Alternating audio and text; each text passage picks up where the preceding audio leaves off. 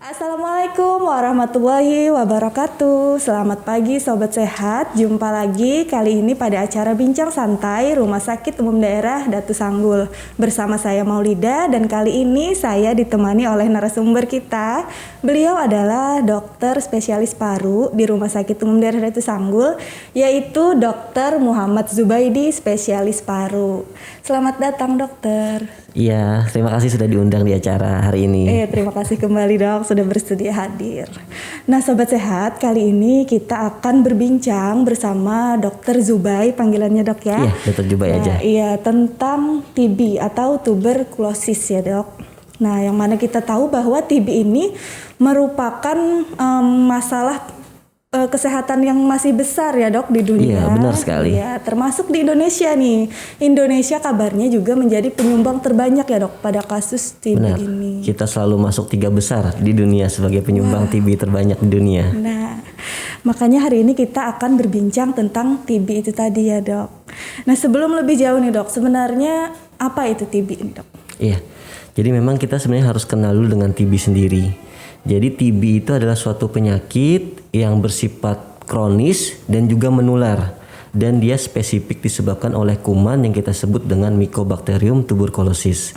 Jadi kalau bukan disebabkan oleh Mycobacterium tuberculosis, maka kita tidak menyebutnya sebagai penyakit TB seperti itu. Oke.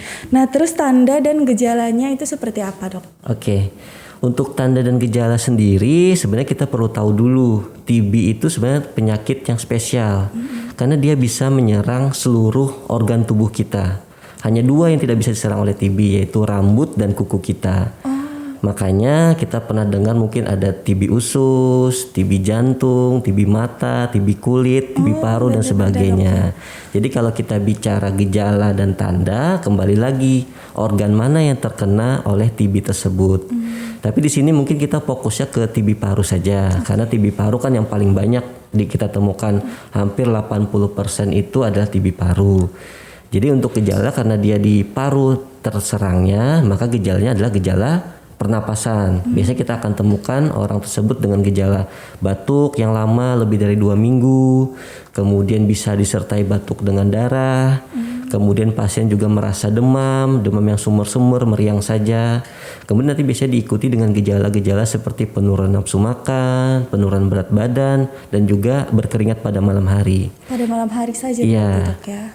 Jadi kalau misalnya kita ketemu ada pasien dengan keluhan batuk lama, penurunan berat badan, nafsu makannya menurun dan berkeringat pada malam hari, mungkin kita bisa curiga dia terinfeksi oleh TB ini. Oke. Terus penularannya gimana dok? Oke, kalau TB sendiri khususnya untuk TB paru bisa penularan melalui droplet biasanya, percikan ludah, airborne segala macam. Tapi memang ada beberapa faktor yang mempengaruhi seseorang itu atau terjadinya peningkatan resiko penularan. Yang pertama itu biasanya kita lihat dari jumlah kumannya. Karena kalau orang yang terinfeksi TB sekali dia batuk itu sekitar 3.000 kuman itu yang keluar sekali dia batuk. Padahal kan kita tahu nggak mungkin orang cuma batuk sekali kita aja kan pasti Berkali-kali. nah, Betul. itu kali berapa. Dan itu biasanya juga tergantung lagi. Misalnya nih dia terdiagnosis TB-nya positif 3, maka itu akan lebih banyak lagi kumannya. Itu bukan cuma batuk, sebenarnya dari bersin dia, dari bicara dia, itu juga semakin banyak kuman yang keluar. Itu yang pertama. Faktor kedua yang mempengaruhi penularan yaitu adalah lingkungan. Jadi kuman TB itu paling suka di ruangan yang sumpek.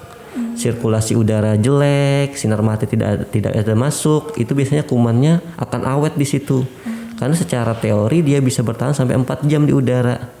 Makanya kita harus menciptakan ruangan tempat tinggal yang bagus sirkulasi dan sinar mataharinya.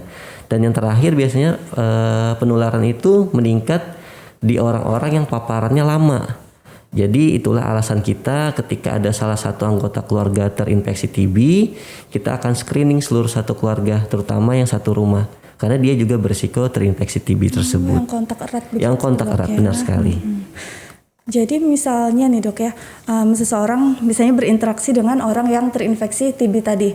Kalau cuma 1 kali bertemu nih dok, mungkin nggak bisa terinfeksi? Tertular. Tertular. Kembali lagi tadi, ada faktor berapa banyak kumannya, berapa banyak dia terhirupnya, dan berapa bagus sistem imunnya saat itu. Oh gitu. Ya, jadi ada keseimbangan jumlah kuman dan sistem imun. Kalau keseimbangannya bagus, insya Allah dia nggak akan ketularan. Biasanya berapa lama gejalanya itu timbul dok setelah kita terpapar? Oke. Ini pertanyaan juga menarik. Secara teori, seseorang itu bisa menimbulkan gejala kalau jumlah kumannya mencukupi di dalam tubuh.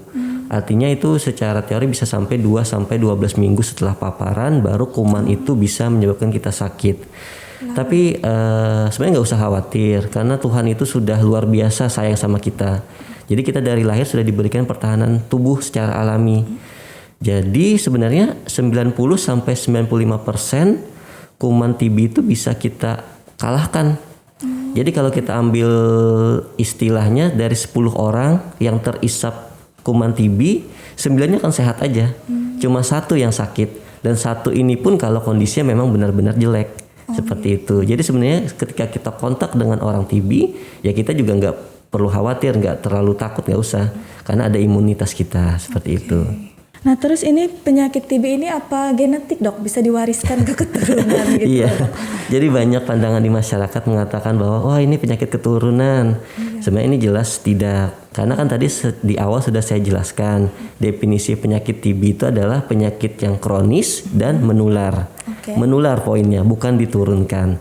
Cuma memang di masyarakat itu kan biasanya karena misalnya satu rumah nih ayahnya sakit, otomatis biasanya karena dia kontak erat anaknya juga sakit, jadi kesannya iya gitu, keturunan ya, dok, ya. Padahal kan dia cuma menularkan dalam satu rumah seperti itu. Nah yang kita tahu nih dok, pengobatan TB ini biasanya lama ya dok, berbulan-bulan ya dok minum obatnya. Nah biasanya berapa lama itu dok? Iya, jadi untuk pengobatan TB khususnya TB paru secara program nasional itu ada 6 bulan, di mana itu terbagi dari 2 fase. Satu fase intensif itu kita menggunakan 4 macam obat, ada rifampicin, isoniazid, pyrazinamid dan etambutol. Biasanya itu lama sekitar 2 bulan. Nanti baru dilanjutkan ke fase lanjutan pakai 2 macam obat yaitu rifampicin dan isoniazid. Itu lama sekitar 4 bulan.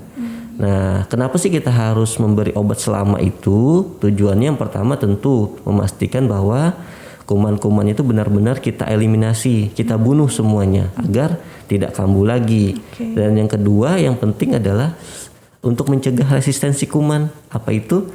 Kuman yang kebal obat. Karena kalau dia tidak selesai 6 bulan, itu maka efeknya kumannya jadi kebal dan itu susah sekali pengobatannya. Jadi harus disiplin ya dok? Harus disiplin, benar sekali. Gitu.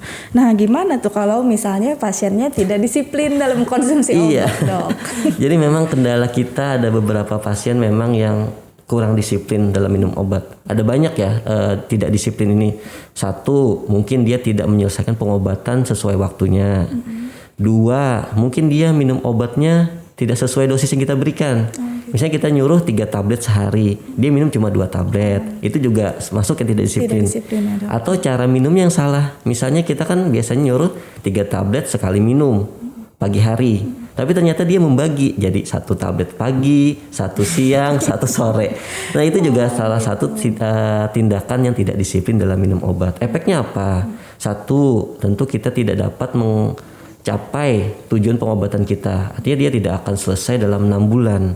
Itu yang jadi masalah. Yang kedua, yang paling kita takutkan adalah terjadi resistensi obat atau kuman TB yang kebal terhadap pengobatan standar. Efeknya apa? Kalau itu sudah kebal, maka pengobatan kita akan luar biasa susah. 1, ketika kita akan obati lagi, jumlah obatnya akan jauh lebih banyak. 2, dengan obat yang banyak, otomatis efek samping yang dirasakan pasien juga semakin banyak. Ini sangat merugikan ke pasien. Dan terakhir, lama pengobatan. Bertambah. Nah, kalau normalnya cuma 6 bulan, kalau yang resistensi obat itu, kalau dia beruntung nih, bisa 9 bulan selesai. Tapi kalau lagi nggak beruntung, bisa sampai 2 tahun pengobatannya. 2 tahun minum obat tiap hari. Luar biasa itu. Berarti penting sekali memang disiplin ini tadi dok ya bagi penderita TB. Nah untuk pasien yang sudah diobati selama 6 bulan nih dok, apa bisa TB itu sembuh dengan tuntas? Sangat bisa. Itu sudah banyak penelitian, jadi memang sangat bisa tuntas pengobatan 6 bulan itu. Syaratnya apa? 1 tadi, minumlah obat sesuai anjuran dari tenaga kesehatan yang sudah terlatih. Itu satu. Yang kedua adalah memperbaiki apa-apa saja yang bisa mempengaruhi proses pengobatan kita. Contoh misalnya satu tadi, kita obati orang-orang sekeliling kita. Karena kalau nggak diobati ya balik lagi nanti sakit lagi. Iya, Dua, lingkungan kita, sirkulasi, matahari segala macam. Dan yang terakhir sebenarnya juga memperbaiki penyakit-penyakit lain yang mungkin memperberat TB tersebut. Oh bisa gitu ya? Ya, contoh misalnya kencing manis, diabetes mellitus. Itu kalau dia gulanya terkontrol dengan 6 bulan pengobatan bisa beres. Tapi kalau misalnya dia gulanya tidak berobat, itu biasanya makan waktu lebih lama. Biasa sampai 9 bulan pengobatannya. Oh gitu. Ya, makanya pengobatan TB-nya dijalankan, faktor yang mempengaruhi pengobatan juga dibereskan. Biar sama-sama sejalan seperti itu. Oke. Nah untuk seseorang yang sudah sembuh dari TB ini tadi mungkin nggak terinfeksi kembali dok? Oke. Jadi itu sangat mungkin terjadi. Oh bisa juga dok ya? Karena tadi definisinya apa tadi? Penyakit kronis dan menular. Artinya Walaupun sudah, mohon maaf nih saya potong. silakan. Walaupun sudah pernah kena, mungkin ada kekebalan gitu dok di dalam tubuhnya. ya Tetap ya dok? tetap bisa. Kayak kita batuk pilek juga. Nih hari ini saya batuk pilek misalnya sembuh, terus nanti ketemu orang batuk pilek lagi bisa aja ketularan lagi. Gitu. Seperti itu. Tapi itu kembali lagi ke sistem imun kita. Kalau sistem imunnya bagus ya nggak pasti ketularan lagi seperti itu. Kita berbicara tentang faktor lingkungan nih tadi dok ya. Faktor lingkungan tempat tinggal yang kurang bersih itu dok. Nah seberapa besar itu pengaruhnya terhadap penularan TB itu sendiri? Iya, pengaruh sangat besar. Tadi dia merupakan salah satu faktor meningkatkan resiko penularan TB. Karena tempat-tempat yang kotor di sini maksudnya mungkin lembab, sirkulasi udara tidak bagus, sinar matahari tidak masuk. Itu bikin kuman itu melayangnya lebih lama. Jadi kalau normal dia 4 jam melayang-layang di udara dengan kondisi seperti itu maka dia akan lebih lama. Kalau lebih lama otomatis kita hirup terus, numpuk di badan Semakin kita. banyak tadi, Iya, dok, ya. jadi makin sakit dia. Iya betul. Oke, bagaimana nih dok sebenarnya sikap kita jika anggota keluarga di rumah ada yang menderita TB itu tadi? Iya. Jadi untuk sikap pertama tentu kita harus mendukung anggota keluarga kita tersebut. Karena bagaimanapun juga di anggota keluarga kita harus motivasi.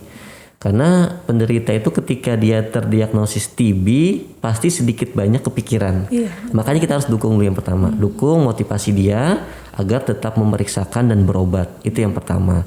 Yang kedua, kita sekeluarga terutama satu tempat tinggal harus meng-screening diri kita. Kita periksa. Jadi satu rumah harus di-screening Wajib. juga nih dok ya? Kalau anak ke dokter anak silahkan. Kalau misalnya yang dewasa ke puskesmas atau ke rumah sakit ke dokter boleh. Kita screening. Kalau memang juga terinfeksi TB juga diobati sampai tuntas. Kalau memang tidak terinfeksi mungkin bisa kita berikan pengobatan profilaksis atau pencegahan seperti itu. Kemudian yang ketiga tentu kita memperbaiki pola hidup kita. Apa sih yang menyebabkan salah satu anggota kita tertularnya? Mungkin tadi lingkungan rumah tempat tinggal kita tidak bersih, segala itu yang kita bereskan. Seperti itu. Oke dok, ini ada mitos atau fakta juga nih dok. Iya. Nah, katanya sering terpapar udara malam dan merokok itu dapat menyebabkan TB itu tadi. Benar nggak dok? Kalau pertanyaannya apakah udara malam dan merokok bisa menyebabkan TB? Jawabannya tidak benar. Karena tadi secara definisi TB disebabkan oleh kuman. Iya, nggak mungkin rokok menyebabkan karena dia bukan kuman. Tapi kalau pertanyaannya apakah udara malam dan rokok bisa meningkatkan resiko penularan TB, maka jawabannya iya. Karena semua aktivitas tersebut dapat menurunkan daya tahan tubuh kita. Apalagi rokok. Rokok itu bukan cuma daya tahan tubuh yang turun, struktur paru, struktur mukosa hidung, segala macam rusak semuanya. Jadi sistem pertahanan akan turun, otomatis kuman TB juga mudah untuk masuk ke tubuh kita. Seperti itu. Baik. Nah untuk TB ini tadi nih dok, sama nggak sih dengan paru-paru basah dok yang dikenal di masyarakat kita ya? Iya. Paru-paru basah. Jadi dulu saya sebelum masuk sekolah kedokteran juga bingung apa sih paru-paru basah tersebut. Ternyata setelah saya belajar, ternyata paru-paru basah itu adalah pneumonia bahasa kedokterannya. Jadi pneumonia. Beda ya, dok? Jadi dia suatu radang paru Jadi sama-sama menyebabkan radang paru tapi sesuatu yang berbeda, baik dari segi gejala, kuman penyebabnya dan juga pengobatannya. Jadi memang berbeda. Berbeda ya, sobat sehat. Nah, lalu Dok, kalau misalkan penderita TB ini adalah seorang ibu hamil, bagaimana itu Dok keadaan janinnya? Oke.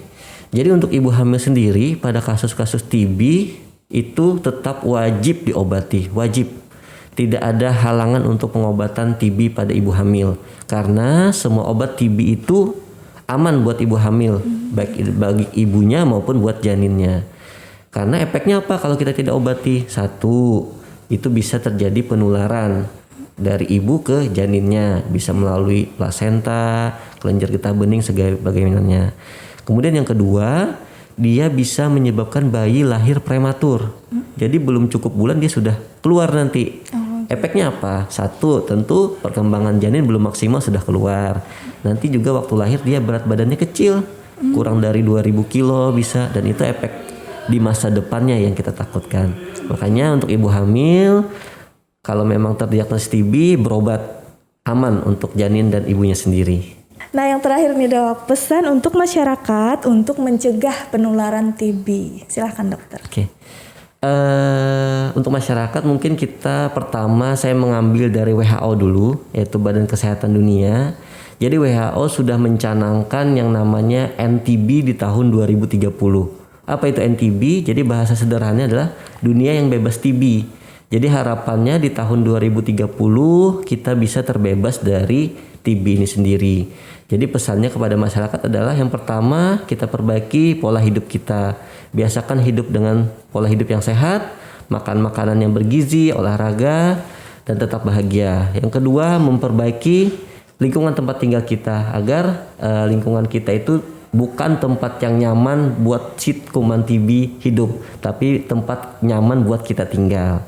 Dan yang ketiga, kalau misalnya kita atau anggota keluarga kita ada ciri-ciri atau gejala yang mengarah terinfeksi TB, maka segera periksakan ke rumah sakit atau tempat-tempat kesehatan terdekat agar bisa kita pastikan kalau memang terinfeksi segera kita obati sampai tuntas. Dan yang terakhir mungkin selalu bahagia, karena dengan bahagia kita bisa meningkatkan imun kita. Mungkin itu. Oke, baik, terima kasih Dokter Zubai Sama-sama. sudah meluangkan waktu untuk berbicara di Bincang Santai Dok ya. Nah Sobat Sehat, semoga perbincangan kita hari ini bersama Dokter Zubai bisa memberi manfaat untuk kita semua. Dan saya Maulida pamit undur diri, dan tak lupa saya ingatkan untuk Sobat Sehat semuanya, jangan lupa untuk selalu menonton podcast Bincang Santai di Rumah Sakit Umum Daerah Datu Sanggul, dan jangan lupa untuk subscribe channel kami. Terima kasih. Wassalamualaikum warahmatullahi wabarakatuh. At night you were sleepless, I know it wasn't easy, and you are the reason I'm here. And no other feeling can top what you mean to me. I owe you all of my years. I love you the most. I just want you to know you gave me the love I always need. My heart will always be your home. I'll be there forever.